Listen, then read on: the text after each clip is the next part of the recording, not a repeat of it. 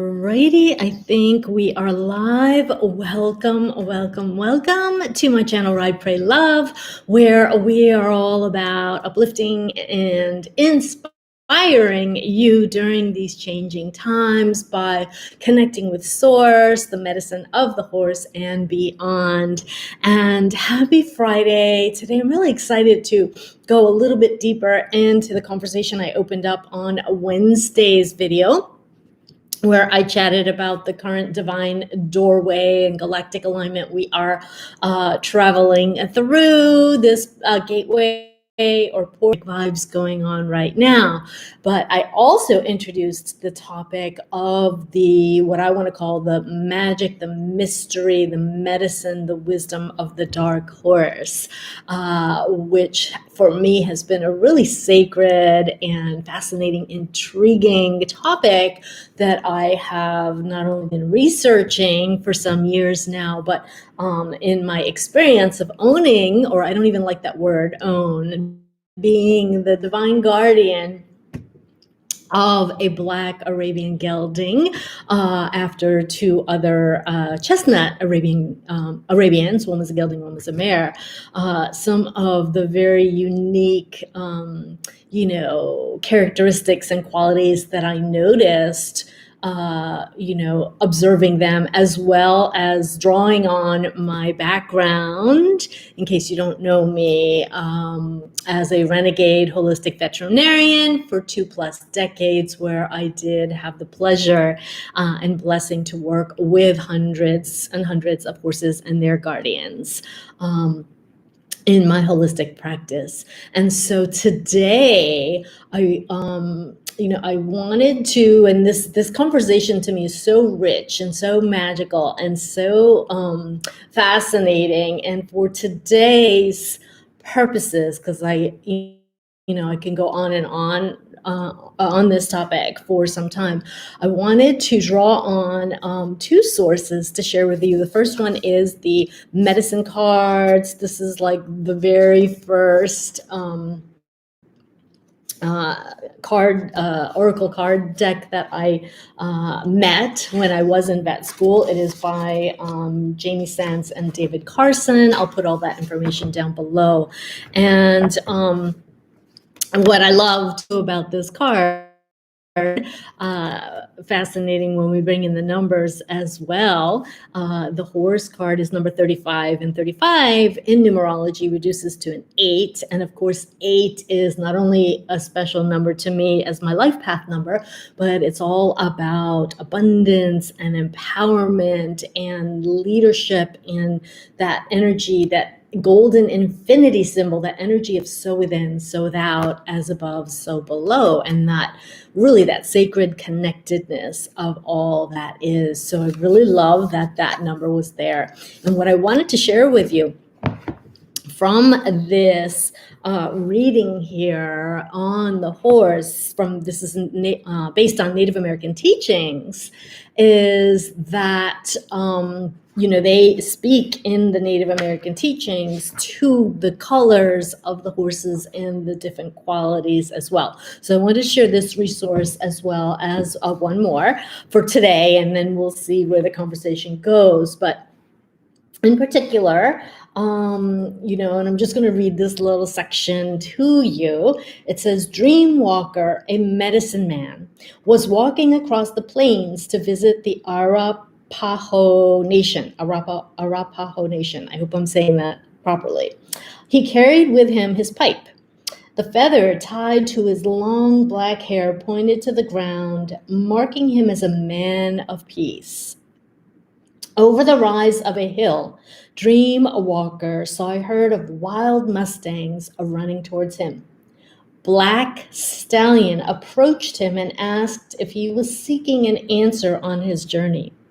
Black Stallion said, I am from the void where the answer lives. Ride on my back and know the power of entering the darkness and finding the light. And, I'll just finish it to complete. Dreamwalker thanked Black Stallion and agreed to visit him when his medicine was needed in the dream time. So, they go on to talk about the yellow stallion being associated with illumination, like the sun, right? The red stallion about play and balancing work and play. The white stallion here being like the messenger, the carrier of wisdom and power. And so, I really was fascinated to,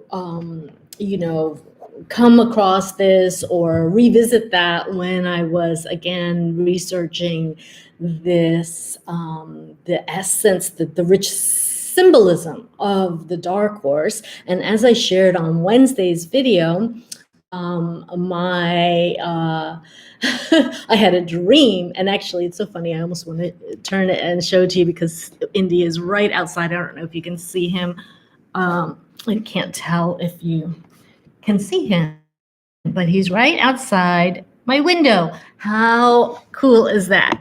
Anyway, Indy came to me in my dream a few nights ago. I think it was Tuesday morning, and I've been getting some signs and synchronicities around the topic of the dark horse, of the black horse, and which is what inspired me to dive a little bit deeper into this topic. And we are also, again, in the dark half of the year, at least in the Northern Hemisphere. So, the darkness, even if you bring in Chinese medicine, really refers to the yin and the feminine and the shadow, the subconscious, that magical, intuitive side. Whereas, if you think about that yin yang symbol, right, the white is going to be the masculine, the daytime, the yang energy. Okay. And so we're already bringing in the essence of the feminine. But what I found even more profound, and this is from Linda Kohano's Way of the Horse, there was a card in here that I have pulled many times over the years. And this is, interestingly, in this one, it is number 29. And then of course, we look at the numbers, again, that divine doorway, that portal, right? The 11 is that doorway that we are, we can walk through, right? And I also chatted about the 9 days of being really, the gateway being open for us to connect with the higher realms right now, in terms of the galactic alignment right now. And again, you can check out my last video. I go into more depth of that. But anyway, the 29 reduces to 11. And for me, 11 is always about this divine doorway, this, really opening the connection to the higher dimensions, our higher self, source, our guides, etc., in a way where that's more easily done. Okay. And so this card, she calls it Black Horse Wisdom, is the title of the card. And I'm just going to share with you a little bit about what she has here. Knowledge that defies logic, exploring what society suppresses and or ignores, treasure hidden in the darkness. And her description here: a coal black horse dances with her shadow under the light of the midnight moon.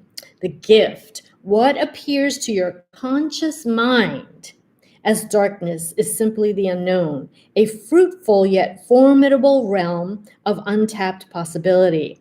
Dancing with uncertainty raises your confidence and artistry in collaborating with the greater mysteries of life. Okay. And, she goes into the challenge of, the fears coming up when we're dancing with the unknown. But the other piece that I really wanted to bring forward, which I remember when I read this, not only did it bring tears to my soul and my heart, but I got chills speaking to the depth of the truth, the wisdom in what this is bringing forward. So let me just read this here. She says, cultures with a misogynistic bent, and I don't know if I'm saying that word correctly, are quick to demonize the black horse. The Bedouins, for instance, were among those inclined to slaughter black foals at birth. The fact that these male-dominated Islamic tribes exhibited a savage fear of dark horses would not have surprised Carl Jung. His experience with clients led him to recognize the images of black horses as manifestations of long neglected feminine wisdom rising up from the collective unconscious. And, I hope you can let that sink in a little bit in terms of, first of all, when we shed some light on how the feminine, in humanity, with the patriarchal programming and all of that has been suppressed, like our powers and our voice and our energies and our freedoms and our rights have been suppressed for, eons, right? And even though we've come a long way, we still have some work to do, but, we're definitely in this place of the feminine rising of, women really reclaiming their personal power. And something, if you've been in my world for a hot minute or two, you may have heard me say, one of my mantras is that I truly believe the day that every woman on the planet remembers her personal power, remembers her magic, who she is and why she came here, and reclaims it, owns it, embodies it, is the day that we are going to not only have peace, but heaven on earth, because we're going to be restoring the balance and the harmony on the planet. Now, this is not to say that, regardless of gender, that, there are men that maybe need to be more in touch with their feminine and balance the masculine and feminine energies within them. And as women, obviously, I feel we need to awaken our sacred sexuality, but there's a place for us to also own and be connected with our masculine energies as well, right? So it's all about balance, but things have been out of balance for so long that now the pendulum really has to swing and is swinging in the other direction. And it was really shocking to me, this symbolism of the black horse, that a black foal, that they were killed at birth, and really just how deeply ingrained the fear of feminine power was to these male-dominated, cultures, right? And that they felt that they had to actually slaughter the energy that represented the feminine. And it even speaks to me to, like, Black American, African American, their cultures and the slavery and all that they have been through, and the richness of the wisdom and gifts that they have to offer us that, again, were suppressed in, what is the word I'm looking for? Suppressed and enslaved because of the fear of this feminine consciousness, really a wisdom, mystery, intuition, that really has, not been honored for a long time. And for me to even see this in, the arena of horses, the realm of horse, is truly incredible. And so, what I want to say is that even with, and I think I got a little off tangent when Indigo walked by, I wanted to show you that he was walking by, the magic of the dark horse in my personal experience, the energy that and the relationship dynamics that I share with Indigo is so different than my other two horses, which, as I mentioned, were chestnut Arabians. And, I have a soft spot for Arabians for whatever reason. And of course, every horse, just like every human individual,